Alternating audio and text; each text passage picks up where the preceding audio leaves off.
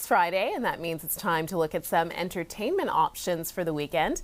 And many parents are also getting ready to keep their kids entertained over March break next week. Joining us now is Chris Bumbray, managing editor of JoeBlow.com. Hi, Chris.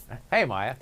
So you're just coming from the movies. The Scream franchise just keeps going. It's unbelievable. Scream 7 is now out in theaters, so let's take a quick look. I'm gonna make everyone you love suffer, including your pretty daughter. All right, so take us through this latest installment, I guess, of this slasher film. Well, as you can see from the footage here, it's the perfect movie to bring your kids to over March break. No, no, I'm kidding. I'm kidding. Unless you have really cool older kids, you know, that are like 17, 18. But no, I mean, it's the Scream series. It's the 7th one. You know, it doesn't reinvent the franchise, that's for sure. I mean, the thing that I've always liked about them is that they're a bit of a whodunit, because you never know who is Ghostface. Neve Campbell's back in this one after having sat out the other one, the last one anyway. Yeah, I had a good time with it. I guessed about 20 minutes into the movie who the killer was, but even still, I enjoyed the buckets of blood, and I tend to like these kinds of movies. So if you're a horror movie fan, as I am, you'll have a good time with it. It does not reinvent the series. That's for sure. Okay, fair enough. And we'll get to the family-friendly stuff a little later in the segment, but yeah, we wanted to start off with that Scream thing first. So speaking of the movies, I want to quickly touch on the Netflix Warner Brothers deal that fell apart. Paramount came out on top.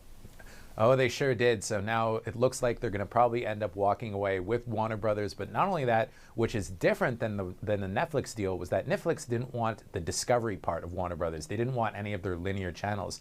Now Paramount is going to control CNN, and they already control CBS News. So it's raising a lot of questions in regard to media control in the United States. So this is a big story that goes beyond just movies. And I mean, as a movie fan, though, I have to say also, you know, Paramount and Warner Brothers are probably going to merge into one studio, and I don't know what it's going to mean for the streaming service either, because a lot of the Warner Brothers content airs on Bell's Crave, and I don't know what will happen to Crave in the future. So it's a weird time.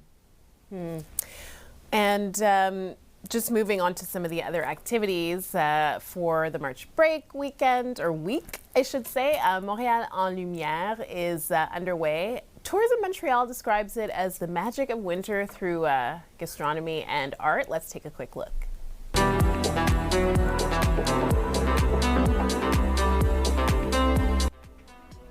And then for the night owls, there's Nuit Blanche also. That's also a part of Montréal en Lumière.